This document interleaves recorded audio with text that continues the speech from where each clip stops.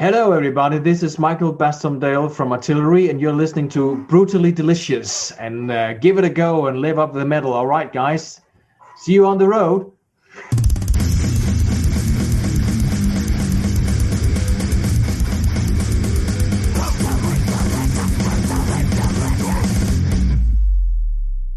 I'm a bit biased here, but I'm very happy with the outcome of the album. I mean, you never really know. I mean, we try to make the whole process of writing and recording as natural as possible. I mean, I think I've said it before, but during other interviews. But I'm a huge Motorhead fan, and I'm a fan of Motorhead for several reasons. And one of them is just simply that the way they recorded albums, were just to go in there and then give whatever you have inside and then make it into an album. And I think that's an attitude that's been, embraced by us as well. That's my approach, at least. I mean, I don't know really how the other guys are doing it. Basically, I know what they're doing. The writing and all that stuff. But I try to be as natural about it as possible.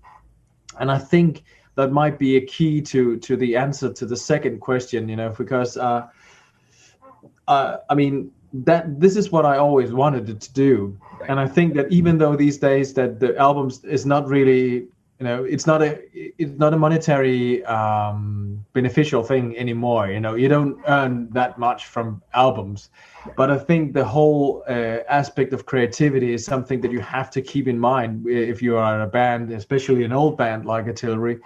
And so you have to keep on writing and keep on showing what you got inside and what you have on your mind, and so it is. It is satisfying in several ways to have an album like 10, because first of all, I mean, obviously, of course, I'm very grateful and thankful that I'm still here. I don't know what, when I joined Artillery 8 years ago, I didn't know what to expect and how to, I took one day at a time. And of course, as everything is in a band, it's a bumpy ride.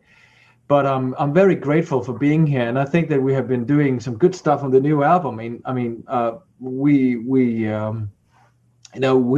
had our challenges this year and last year as well as everybody else. I mean, apart from the Corona thing, we had a few things that we had to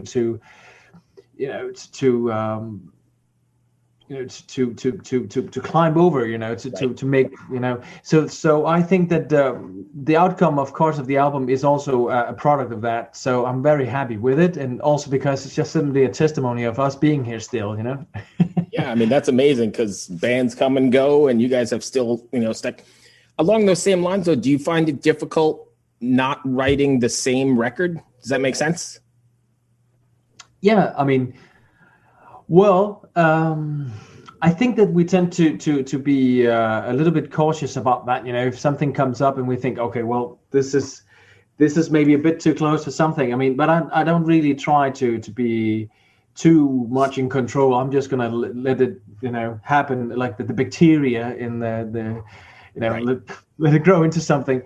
But of course, I mean, sometimes also lyrically, you can sometimes end up writing maybe something that is similar to something else, and if you do that, I think you have to be honest enough with yourself to admit the fact that, well, I got something here that I maybe already touched upon. So I think that being inspired is something that you are obliged to be. You have to seek out inspiration. So read books, go to art exhibitions, watch movies, whatever you do, go out into go out into nature, and hang around people who are inspirational to be around. It's to allow yourself to grow, because that's I think that's very important. Yeah. Mm-hmm. Riina? Yeah, that was a lot of stuff right there. So what was the last sort of artistic inspiration that you drew from another person's work of art, whether it be, painted or movie or whatever? Yeah, Frank Herbert's Dune. I'm currently reading the 6 novels that's connected with the Frank Herbert's Dune, the movie that's coming out. I know that's some old science fiction novels back from the 70s and 80s. Yeah. But I tend to hang on to all kinds of stuff, and I think that those novels are very interesting. They got a lot of thought about society and what is honesty and what is existence, and no, it raises a lot of very interesting ethical questions, and that's one of the key points I think in artillery, is that we like to raise these questions. What is right and what is wrong, and why is it that way? And it doesn't really matter whether or not that stuff is new or old, because it's always something that I think is at the core a very humanistic thing. If you go back in history, if you're reading either, I don't know, Kant, if you're reading Aristotle, or you're watching the painting of Kai Munk, everything has an element of what is right and wrong, and how does this element of wrong have an impact on me? How do I react to something that is rubbing me the wrong way? Do I adjust, or do I push back? Do I figure it out for myself? Do I have my own thoughts about why is it wrong or right? So but Frank Herbert got that, a lot. So I can only say, well, reading to me it's a very important part of me being inspired, but also just simply words, because the English vocabulary has so many wonderful words that you can work with. So sometimes it's all you need. You can fly by just a word. To me, Right. So, but I'm a nerd. That's the way it is. I'm a nerd as well. I completely agree. I write for a living, and I'm just like a massive language word buff.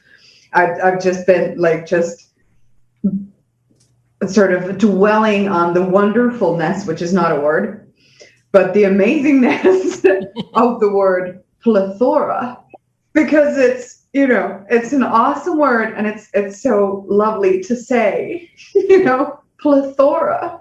Sounds sophisticated. Maybe you understand my fascination with just, even pronunciations of words. Indeed. Cornucopia. And cheers on that. There's another one, right? Oh my God. That was I did connect those two words. I went on this rant about this word to my boyfriend. And then I was like, and then there's cornucopia. So Michael, I really like you. I think we have similar brains, and that's a good thing. A plethora of cornucopia? No, you can't really, combine those two. I guess if you would just have a massive field full of cornucopias, you would have a plethora. Yes. Yeah, a plethora of cornucopias. Yes. This is great. Sorry, we get sidetracked quite easily, and Riina is easily the first one to get off track. So I'm sorry. It is. I threw you under the bus. So that's why I'm here. At least I pronounced the band name correctly. I know I'm artillery. Here for. True. Can you just give me your best shot of mispronouncing? I have a habit of mispronouncing. Give it your best shot. But artillery's easy. We're having this epic delay now. Yeah, I don't know what's happening here. Yeah, we're having this perfect delay where is Michael still there? We're good now? I'm good here. Okay, yeah, we had some weird delay in here. I was saying I have a really bad butchering names. Uh-huh. It's just the American way I hit names, I guess, or something, pronunciation. So not as sophisticated as someone from Finland or, I don't know, Denmark. Is that where you guys are at?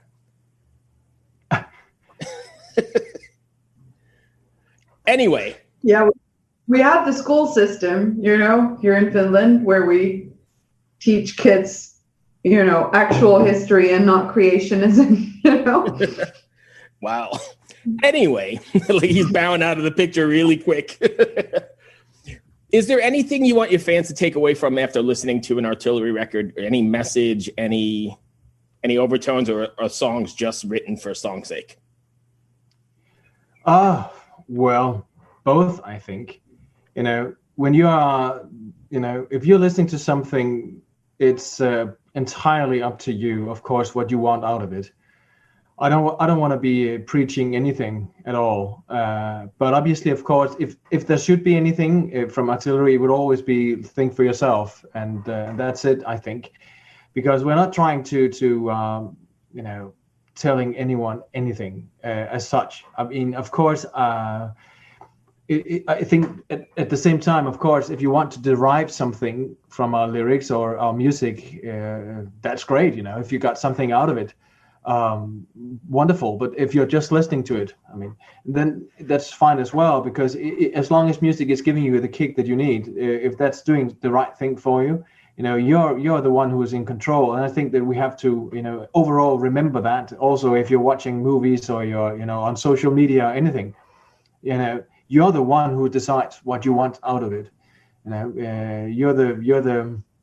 You're in control, and I think that that's the thing. But but I mean, both. I think, yeah.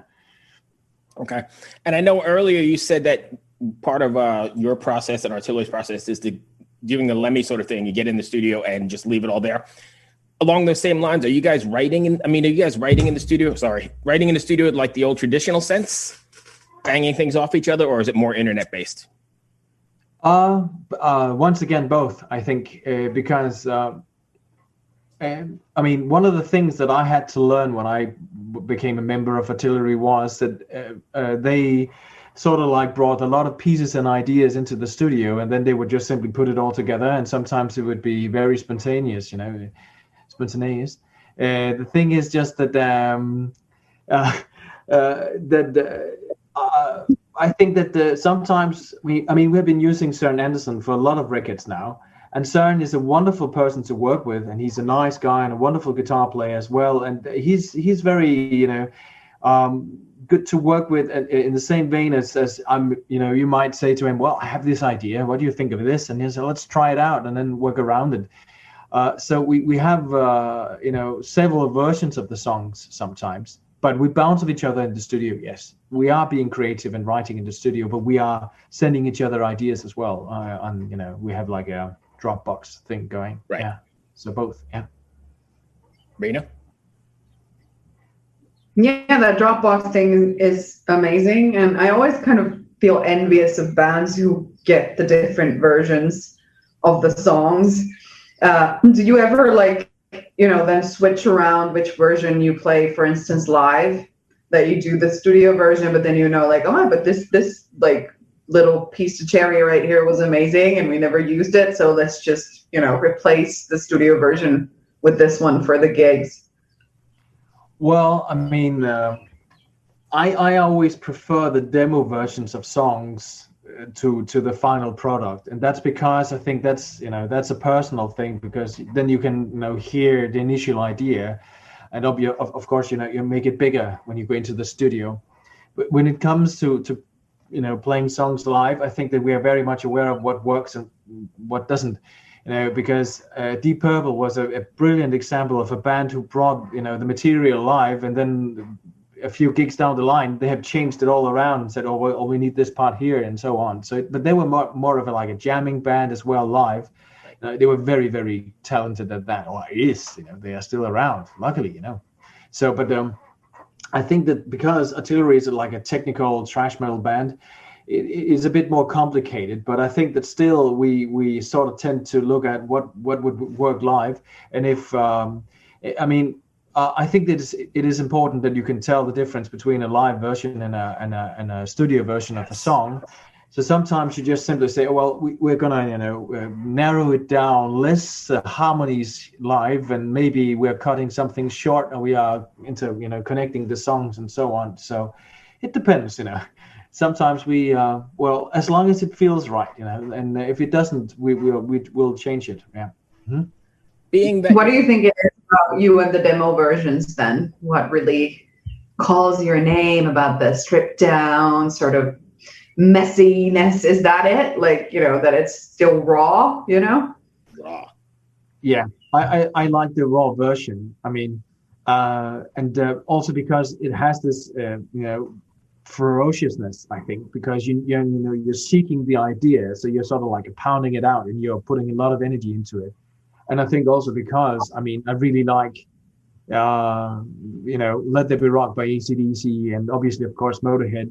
These albums, the early AC/DC albums, is ferocious in the same way. They are completely stripped down. You don't have any overdubs, anything.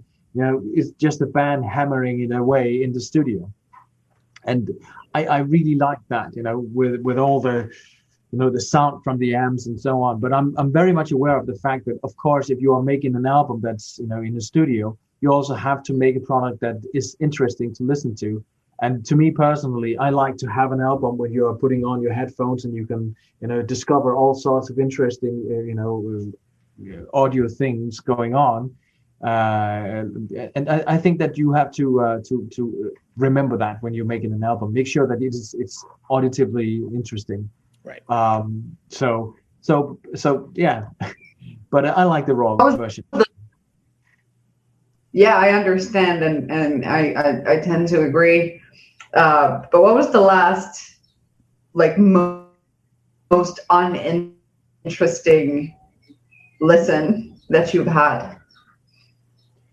The last interesting listen I have to a record, or uninteresting, like the one that's just like fucking boring, like no surprises. Why did you do this?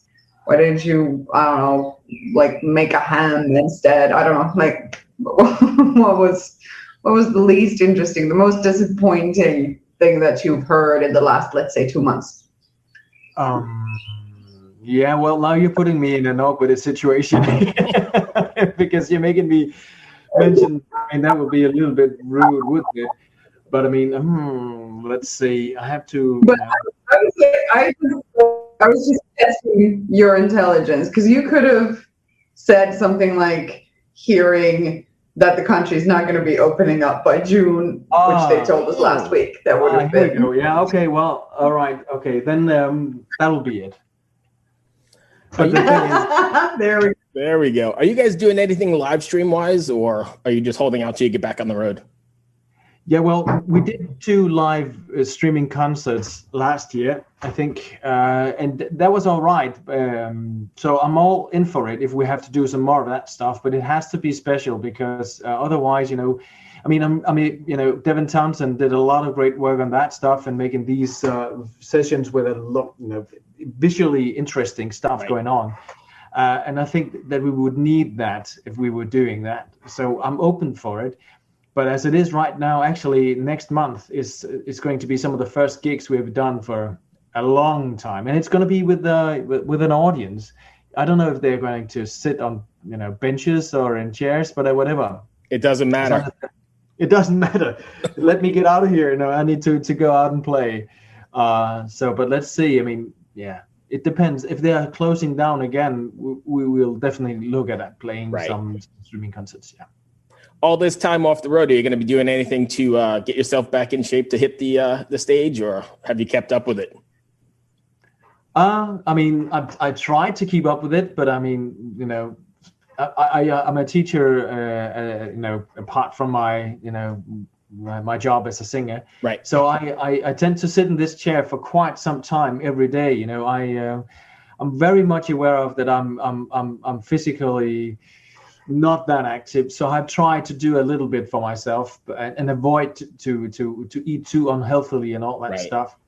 But I think that I need to get back in shape, because I before the Corona thing, Artillery was doing like 80 or 100 gigs every year, right? And that sort of stamina, you can't really do anything that compares, unless, of course, I'm going to run around in my apartment and yell all the time. And I don't think the neighbors would enjoy that. I think depends on who you live with. The relationship is live. Hello out there. Yes, hello out there, everyone. I'm Hal Schwartz. And I'm Flynn McLean. Together, we host None But the Brave, a podcast dedicated to the music and career of Bruce Springsteen. Bruce and E Street Band are on tour right now for the first time in 6 years, and we're taking a detailed look at what's happening on stage in our bi-weekly episodes. We've also been recently joined by some very exciting guests, including rock journalist Warren Zanes and Stephen Hayden, Backstreet's Magazine founder Charles Cross, and Barstool's Kirk Minahan. If you're a diehard Springsteen fan, this is the show for you. So please subscribe to None But the Brave on your favorite podcasting platform, and we hope to see you further on up the road. Thank you so much. We'll be seeing you.